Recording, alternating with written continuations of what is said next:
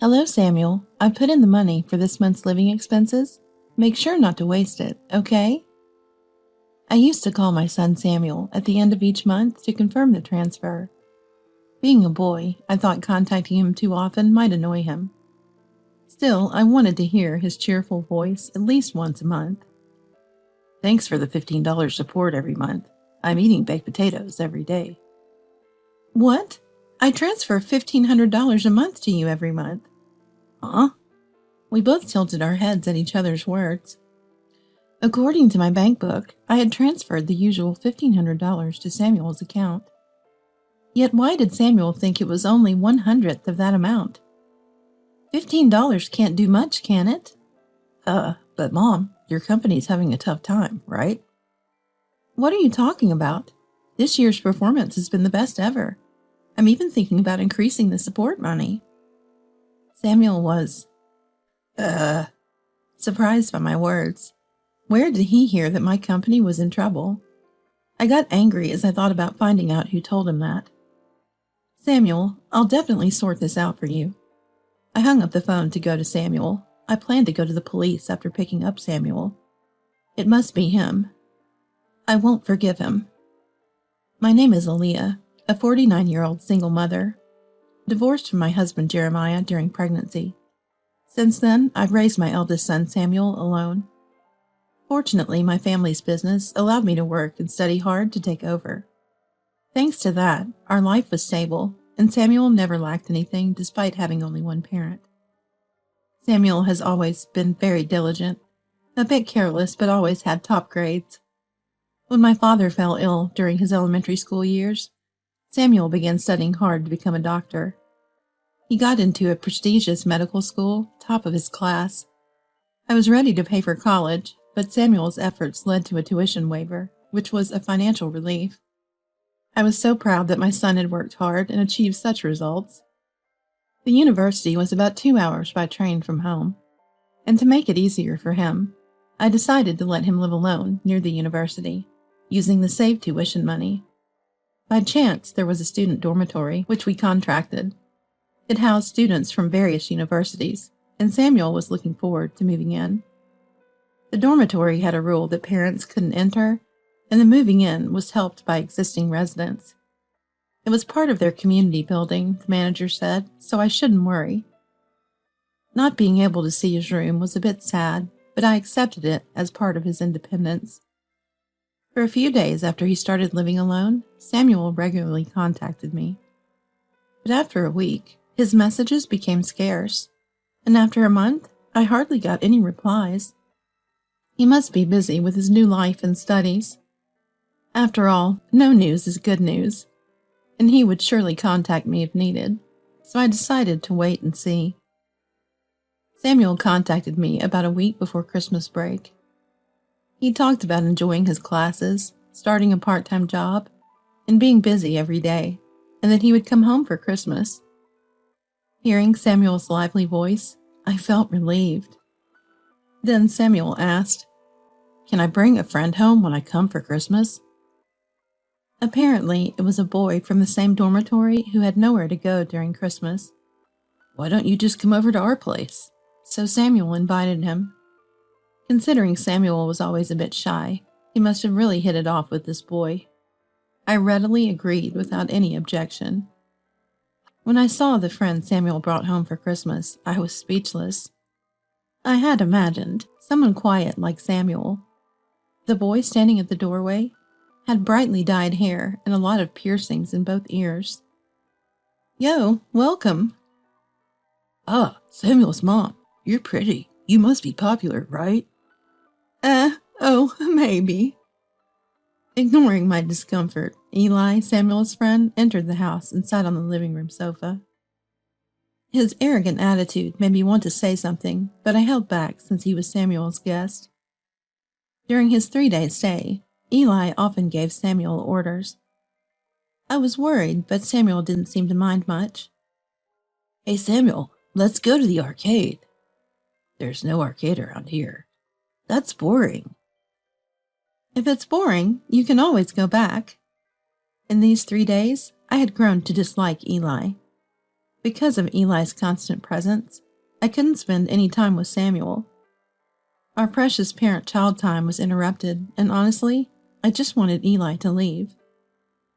In the end, Eli stayed not just for 3 days, but until Samuel returned to the dorm, and I couldn't spend any time with Samuel.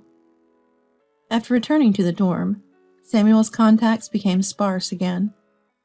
Still, I received a thank you note and brief updates about his life every month, so I believed he was all right since he was an adult. But in spring, unusually in the middle of the month, I got a call from Samuel. Sorry, I've been busy and couldn't do my part-time job. I can't pay my rent. Could you send me some money? Is it because of the exams? But I don't approve of overspending. I'll send it this time, but be careful from now on. When I said that, Really sorry, Samuel replied in a dispirited voice. It was an unusual trouble for Samuel, so I somehow felt Eli was involved. Hey, is there anything troubling you now? I'm fine. Thanks as always. Just don't push yourself too hard. Got it. I was concerned about Samuel's lack of spirit, thinking he might be upset about his first financial trouble. Then, at the end of the next month, I called Samuel. Hello, Samuel. I put in the money for this month's living expenses. Make sure not to waste it, okay? I used to call my son, Samuel, at the end of each month to confirm the transfer. Being a boy, I thought contacting him too often might annoy him. Still, I wanted to hear his cheerful voice at least once a month. Thanks for the $15 support every month. I'm eating baked potatoes every day. What? I transfer $1,500 to you every month. Huh? We both tilted our heads at each other's words. According to my bank book, I had transferred the usual $1,500 to Samuel's account. Yet why did Samuel think it was only 1/100th of that amount? $15 can't do much, can it? But Mom, your company's having a tough time, right? What are you talking about? This year's performance has been the best ever. I'm even thinking about increasing the support money. Samuel was by my words. Surprised. Where did he hear that my company was in trouble? I got angry as I thought about finding out who told him that. Samuel, I'll definitely sort this out for you. I hung up the phone to go to Samuel. I planned to go to the police after picking up Samuel. It must be him. I won't forgive him. I took a taxi from the nearest station and stopped near the dormitory. Then I called Samuel and secretly asked him to come out. Make sure no one sees you. Why? Just do it. Samuel seemed unconvinced, but still kept his promise and snuck out of the dorm. As he turned the corner and approached the car, I almost screamed. Mom, it's been a while. Samuel, what happened to you? Your body? He was supposed to be healthy at Christmas, but now in front of me stood Samuel, reduced to just skin and bones. What on earth happened? I hesitantly asked Samuel. Samuel, you've lost so much weight. What happened? At first, Samuel said, It's nothing. But gradually he started telling me about his situation. Mom, after coming back from the break, you sent me a new bank book, right? Since then, the support's been $15, hasn't it? It was tough, but Eli said you were closing the company when I visited, so I thought you were struggling. I was shocked to hear that. I had no memory of talking about such a thing when Samuel was home. My company had its best performance this year. There's no plan to close it. And there was something else in Samuel's story that bothered me. Hey, what new account? Huh? That's right. I hadn't opened a new account since Samuel was born, and I've been depositing $1,500 into the same account every month. I had a bad feeling. Samuel, let's go to the police. Police? Why? The money I've been sending you might have been stolen. When I said that, No way. Samuel's eyes widened in disbelief. But then he seemed to have an idea. Could it be? I guess Samuel's suspicion was probably right. The thought of what Samuel was going through pained me. But whoever did this to him had to be held accountable. Driver, please take us to the nearest police station. The taxi started moving at my request. The driver, having overheard our conversation, kindly took us to the largest police station in the city. When we arrived, I entered the police station supporting Samuel. Samuel, who used to be in sports teams and was always careful with his diet, now seemed lighter than me. I felt tears welling up as I walked with him. At the police station, a young male officer attended to us, listened to both our stories, and first offered words of comfort. "You've done well to cope with such a tough situation." Hearing this, Samuel burst into tears.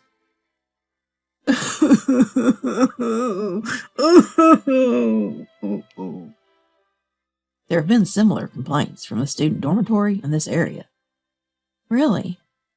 The officer said that in the last month, about 3 families had made similar complaints, and they all pointed to one person as a suspect. That person wouldn't happen to be Eli Rodriguez, would it? The officer sighed and nodded at my words. Samuel was looking down beside me. He must have been hoping it wasn't true, despite his suspicions. I placed my hand on Samuel's back and looked at the officer. "Is there an investigation underway?" The officer thought for a moment and then led us to a private room. He asked us to file a report. Of course, I agreed and immediately filled out the report. After submitting it, the officer in charge sat down with us to discuss the ongoing investigation. Eli was acting like a contact person, befriending the victims to obtain their bank account details and PINs, then someone else would withdraw the money. And they suspected that the money was being received by a certain man, currently under investigation. I was shocked when I saw the photo they showed me. "I know this man." "Really?" The officer looked surprised. I took a deep breath to calm my racing heart, and then started talking about the man in the photo. "Jeremiah Rodriguez, right? He's my ex-husband and Samuel's father." My dad?" Yes, the man in the photo was Jeremiah, my ex-husband. Our divorce was due to financial issues and infidelity. After the divorce, I lost contact with him and never received child support. I thought it was better not to let him influence Samuel, so I never tracked him afterward, but I never imagined he would be involved in criminal activities. I turned pale. So Samuel had been deceived out of money by both his close friend and his biological father. Samuel stood frozen, unable to speak from shock. "We've also established that Jeremiah Rodriguez and Eli are father and son." What? Eli had said he was Samuel's age when we met.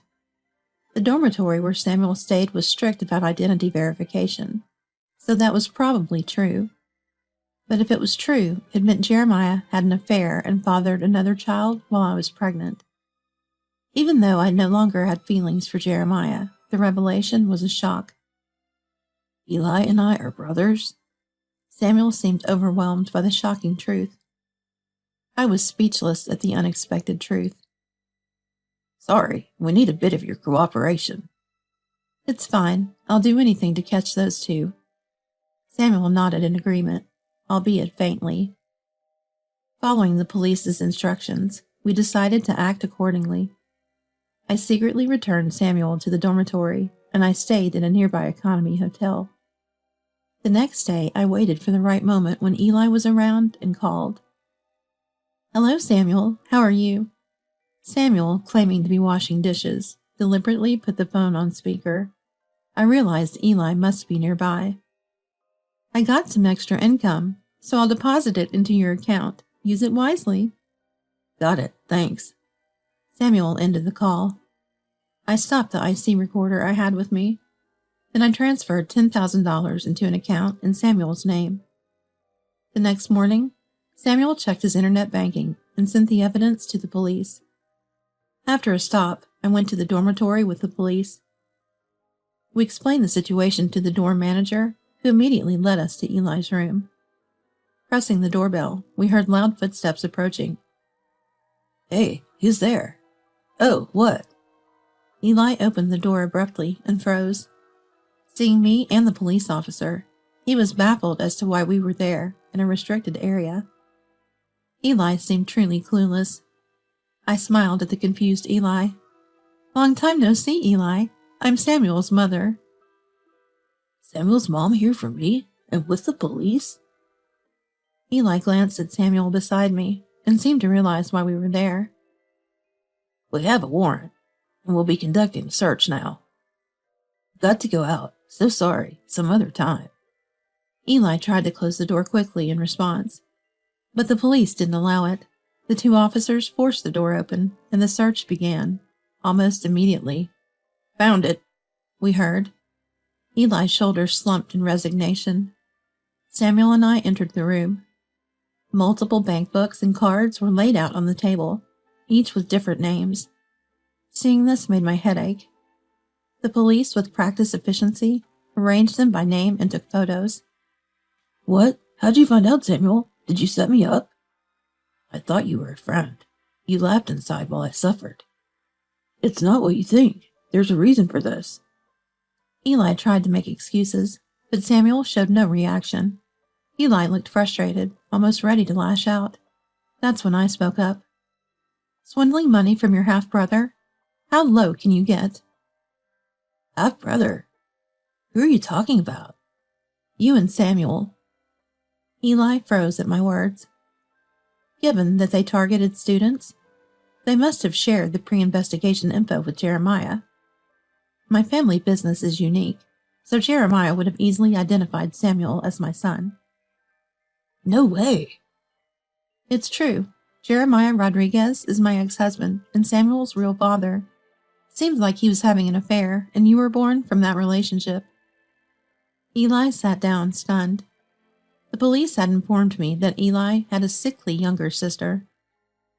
After divorcing me, Jeremiah quickly remarried his affair partner. But she didn't want a boy, so Eli was neglected. After she gave birth to a girl, Jeremiah and the woman divorced. The daughter was expensive due to her treatment, so she stayed with her mother, and Eli was taken by Jeremiah.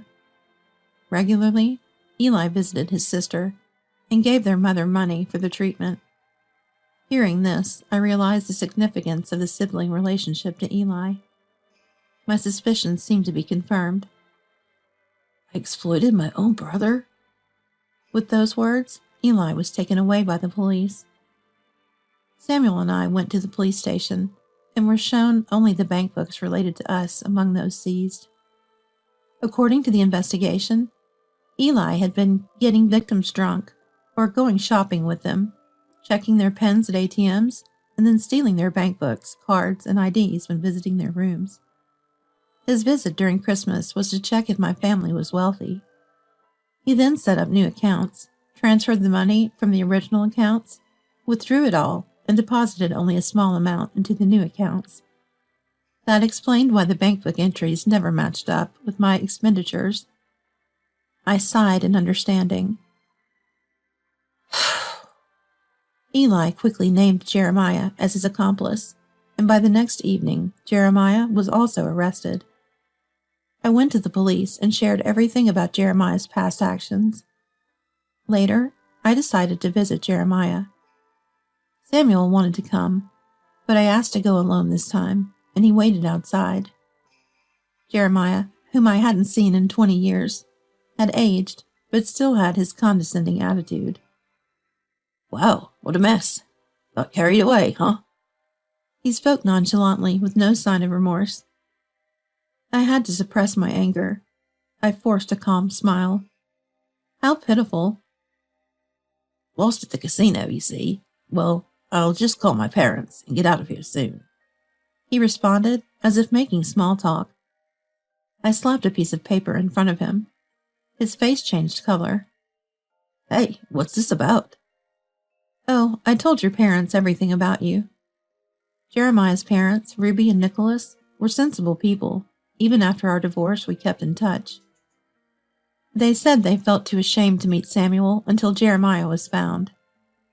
They had never met Samuel, but I never missed sending them updates with photos.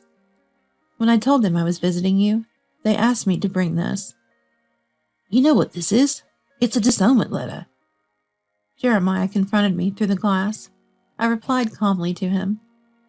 You, who ran off to a woman and cut all contact, wouldn't understand their struggles. They've been patient, wanting to meet their grandson Samuel, but they decided to wait until your disgrace was settled. You should have let them meet. Don't you dare say that after all your running away.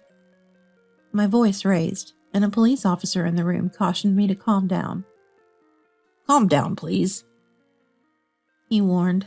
I took a deep breath to settle my heart. Anyway, now Ruby and the others can finally meet their grandson. Oh, and about Eli. What about Eli? He's got nothing to do with you. He says he never wants to see you again. He doesn't want anything to do with a father who exploits his half-brother. Ruby said she would take him in. What? Without him, how am I supposed to live from now on? Jeremiah's pathetic tone made me unintentionally laugh. I don't know. Maybe work can pay off your debts. Aaliyah, it's about us, right? Help me out. Oh, what a funny thing to say. Our relationship ended 20 years ago. I answered with the biggest smile of the day, leaving Jeremiah with a look of despair. I left the visitation room feeling refreshed, ignoring Jeremiah's protests. After that, several other crimes committed by Jeremiah came to light, and he received a prison sentence. He's not expected to be released for at least 5 years, giving us some peace of mind. Eli, having acted under orders, received probation. He's now being strictly re-educated under the care of my former in-laws, in a remote, entertainment-free location, which seems to be tough on him. Eli had been gathering money for his sister's complicated surgery.